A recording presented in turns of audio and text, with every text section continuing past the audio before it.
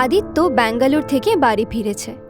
মাত্র কয়েকদিন ছুটি কাটিয়ে সে আবার তার কাজে ফিরে যাবে।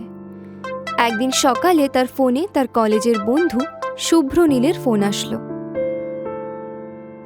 আদিত্য, কেমন আছিস রে? কলকাতায় এসেছিস শুনলাম।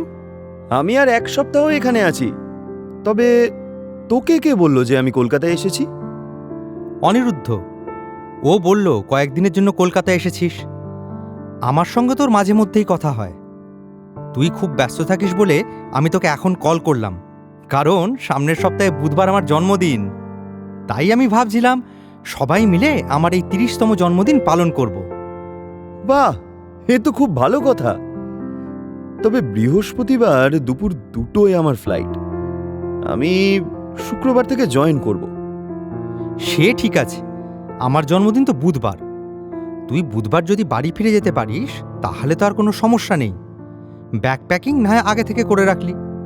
আর একটা কথা, জন্মদিন আমাদের বাগান বাড়িতেই হবে। আর তুই তো আমাদের বাগান বাড়িটা চিনিস। সে তো আমাদের বাড়ির থেকে প্রায় 3 ঘন্টার রাস্তা। তবে সেদিন আর আমাকে থাকতে বলিস না। বাড়ি ফিরতে না পারলে সমস্যায় পড়ে যাব। ঠিক আছে, তাহলে তুই আর অনিরুদ্ধ সন্ধ্যার মধ্যে চলে আসিস। আর শোন, বাগানবাড়ি যাওয়ার জন্য মাঠের পাশ থেকে যে রাস্তাটা ধরে আগে যাতায়াত করতিস সেটা এবারে অ্যাভয়েড করিস প্লিজ। ফোনটা রাখার পর আদিত্য একটু অবাক হলো। মাঠের পাশের ওই রাস্তাটা ধরে আসতে শুভ্রনীল বারণ করছে কেন? যাই হোক, এই বিষয়ে আর কোনো চিন্তা না করে জন্মদিনের দিন আদিত্য বিকেল 4টের সময় অনিরুদ্ধকে নিয়ে শুভ্রনীলের বাড়ির উদ্দেশ্যে রওনা দেয়। যাবার সময় তারা মাঠের পাশের রাস্তাটা ধরেই যায়। ওই সময় আদিত্যর মনেই ছিল না যে শুভ্রনীল তাকে ওই রাস্তা ধরে আসতে নিষেধ করেছিল। শুভ্রনীলের বাড়ির থেকে বেরোতে প্রায় রাত 10টা বেজে যায়। দুজনকে গাড়ি পর্যন্ত পৌঁছে দিতে এসে শুভ্রনীল তাদেরকে বলে, সাবধানে বাড়ি ফিরিস তোরা। ও, আর একটা কথা জিজ্ঞাসা করতে তো ভুলেই গেছি। আচ্ছা, এখানে আসার সময় ওই মাঠের রাস্তাটা ধরে আসিসনি তো? আসলে আমার একদমই খেয়াল ছিল না। আমরা ওই রাস্তা ধরেই এসেছি এখানে। কি ব্যাপার বলতো? ওই রাস্তায় যেতে কেন বারণ করছিস? তোরা এখানে যখন এসেছিস তখনও সূর্যাস্ত হয়নি, কিন্তু এখন অনেকটা রাত হয়েছে, তাই বলছি। ওই মাঠের পাশ থেকে আসার সময় একটা কুঁড়েঘর লক্ষ্য করেছিলিস? হ্যাঁ, তাতে কি হয়েছে? ওটা একটা ভয়ঙ্কর জায়গা। ওই রাস্তায় সন্ধ্যের পর কেউ যায় না। এমনকি দিনের বেলাতেও মানুষ ওই জায়গাটা থেকে দূরে থাকে।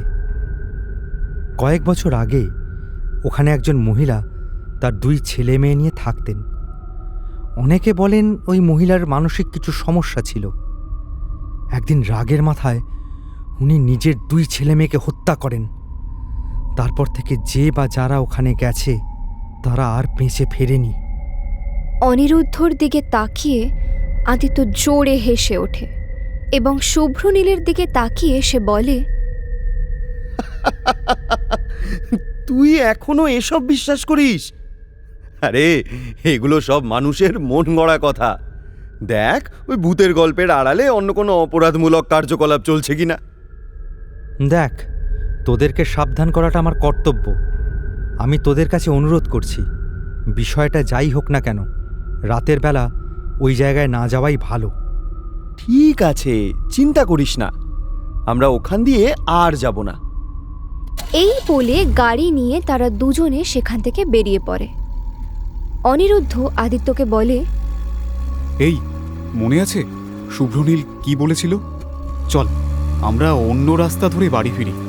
একটু হয়তো সময় বেশি লাগবে, কিন্তু কোনো রিস্ক না নেওয়াই ভালো। রাত অনেক হয়ে গেছে।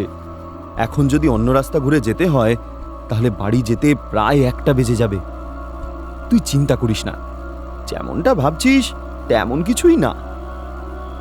গাড়িটা যখন ওই বাড়ির সামনে চলে এসেছে তখন আদিত্য গাড়ির গতি অনেক কমিয়ে দেয় এবং সে লক্ষ্য করে বাড়িটার কাছেই একটা কুয়ো রয়েছে।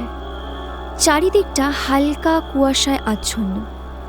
বড় বড় ঘাসে চারিদিকটা ভরে আছে, তবে কুয়োটা ঠিকই দেখা যাচ্ছে। হঠাৎ সামনের দিকে তাকিয়ে সে গাড়ি থামিয়ে দেয়।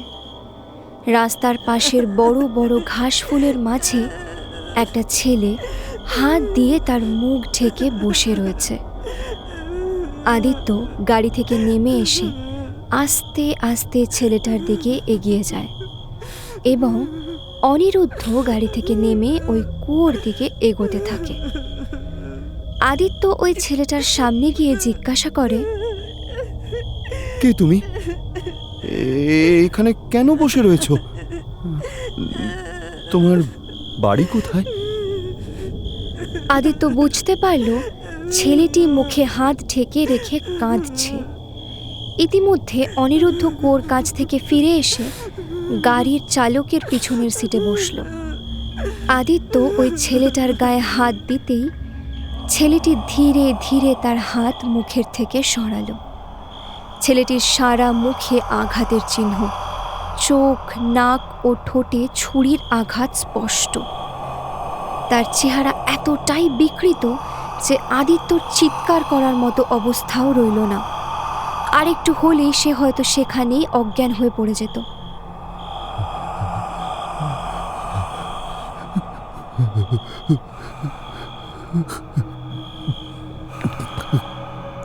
কিন্তু নিজেকে সামলে দৌড়ে গাড়িতে উঠে গাড়ি স্টার্ট করতে যেতে অনিরুদ্ধ তার ভয়ঙ্কর নখ দিয়ে তাকে হত্যা করার চেষ্টা করল।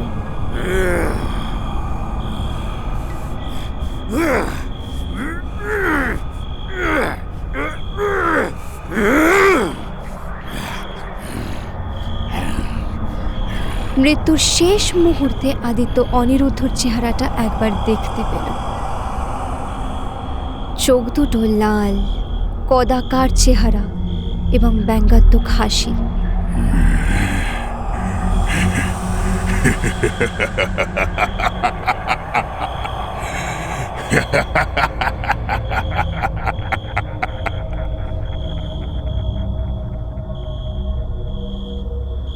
আদিত্যর মৃত্যুর পর অনিরুদ্ধ ধীরে ধীরে ওই কুয়োর সামনে গেল এবং তার শরীর থেকে একটা কালো ধোঁয়া কুণ্ডলি পাকিয়ে বেরিয়ে যেতেই তার শরীরটা ওই কুয়োর সামনে পড়ে রইল।